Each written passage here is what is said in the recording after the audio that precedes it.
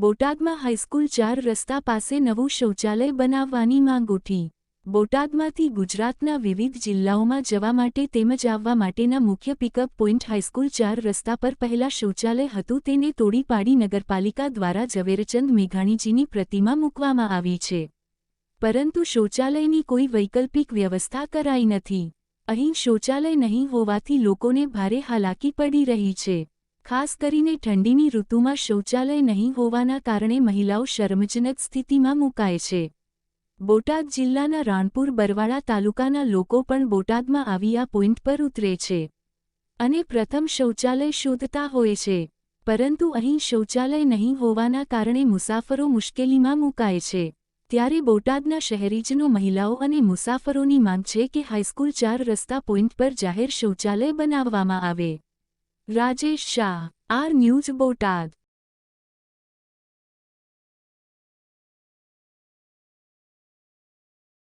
મારું નામ દક્ષાબેન છે। દક્ષાબેન, તમે અત્યારે ક્યાં શું કરો છો? શું અહીંયા અમે નોકરી કરીએ છીએ। અમારે અહીંયા એક શૌચાલય બનાવવામાં આવ્યું હતું, હા, એ તોડી નાખવામાં આવ્યું છે। હા, એ તોડી નાખવા એટલે અમારી માંગ એવી છે કે શૌચાલય એક બનાવી દો તો મહિલા માટે સારું છે, અમારી માટે। ખાસ કરીને આમ ગામડામાંથી આવતા મહિલાઓ એમને તકલીફ પડે છે શૌચાલય માટે, એટલે એક જરૂરી છે શૌચાલય બનાવવા માટે। કઈ જગ્યાએ બનાવવું? આ હાઈસ્કૂલના ખૂણે, સરકારી હાઈસ્કૂલ છે ને એમના ખૂણે। મારું નામ ચંદ્રકાંત। અહીંયા શું મુશ્કેલી શું છે તમારે? અહીંયા હાઈસ્કૂલના ખૂણે જે મૂતડી જૂની હતી અત્યારે મૂતડી પાડી દેવામાં આવી છે, એટલે એ મૂતડીની તકલીફ પડે છે લોકોને, અને ક્યાં પેશાબ કરવા જવું એ તકલીફ પડે છે। ખાસ કરીને કોને કોને વધારે તકલીફ પડે? વધારે બહેનો માટે વધારે તકલીફ પડે છે।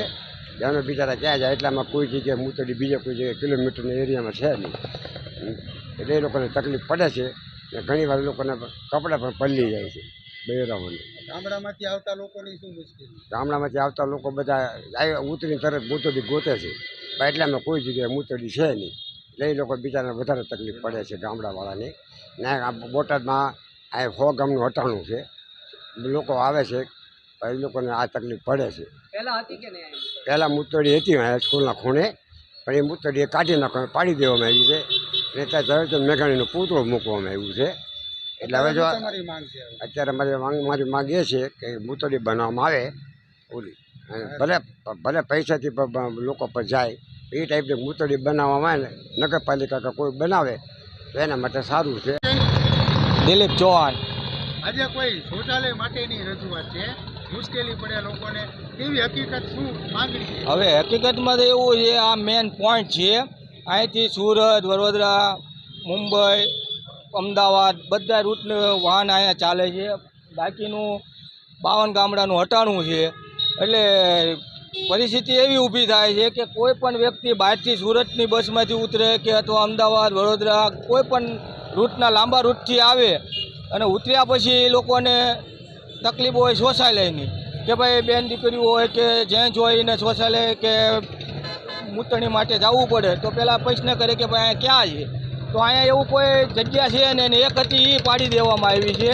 તો હવે પરિસ્થિતિ એવી થાય કે જેન્ટ્સ તો સમજાય કે હાલો ભાઈ આડા અવળા ગમીને દિવાલે ગમીને આવે છે, હવે લેડીઝને તકલીફ છે તો લેડીઝ માટે શું કરવું? તો અમારી જનતાની એવી માંગ છે કે અહીંયા શૌચાલયની આ જે જગ્યા પડી છે શૌચાલય બનાવી નાખો તો જનતાને કોઈ તકલીફ ન પડે અને બેની દીકરીઓને રાહત રહે। મારું નામ મેઘજીભાઈ તલસાણિયા, અને બોટાદ શહેરના આમ જનતા તરીકે હું એક નમ્ર વિનંતી કરું છું કે ભાઈ ઝવેરચંદ મેઘાણીની જે પ્રતિષ્ઠા મૂકી એમાં કોઈ બોટાદની જનતાને કે કોઈને વિવાદ છે નહીં, પણ જે વર્ષો પહેલાંની આ મૂતણી હતી, શૌચાલય હતું, એ આમ જનતાનું નગરપાલિકાએ જે દૂર કરી અને બોટાદની જનતા કે બહારની જનતા જે અહીં મેન પોઈન્ટ છે સાળંગપુર રોડ માથે હાઈસ્કૂલ પાસે, ત્યાં તમામ વ્યક્તિઓ બસોમાં ઉતરતા હોય, બહેનું દીકરીઓ બધાય, તો એ લોકોને એટલી અગવડતા પડે છે। અમને અવારનવાર પૂછતા હોય છે ભાઈ અમારે પેશાબ પાણી કરવા જવું છે તો ક્યાં, અમે પછી ન છૂટકે બહેનોને કેવી બાજુમાં જે કોરટ જૂની છે એની પછવાડે તમે બહેનું વિવા જાઓ। તો આમ જનતાની એક માગ છે કે આ બસ સ્ટેન્ડ જે બનાવેલું છે એ બિનજરૂરી છે, એ જગ્યાએ બોટાદ નગરપાલિકાના જે પદાધિકારીઓ જે છે એ તાત્કાલિક ધોરણે આ અહીંયા શૌચાલય મહિલાનું અને પુરુષનું બનાવી દે તો કોઈ દિવસ આમ જનતાને તકલીફ નહીં પડે, આટલી અમે બોટાદની જનતા વતી અને નગરપાલિકાના ચીફ ઓફિસર પ્રમુખશ્રીઓને જે તે બોર્ડમાં બેઠેલા વ્યક્તિઓને વિનંતી કરવી છે તાત્કાલિક આ ધોરણે અહીંયા આ મૂતણી અને શૌચાલય શરૂ કરે એવી નમ્ર વિનંતી કરું છું.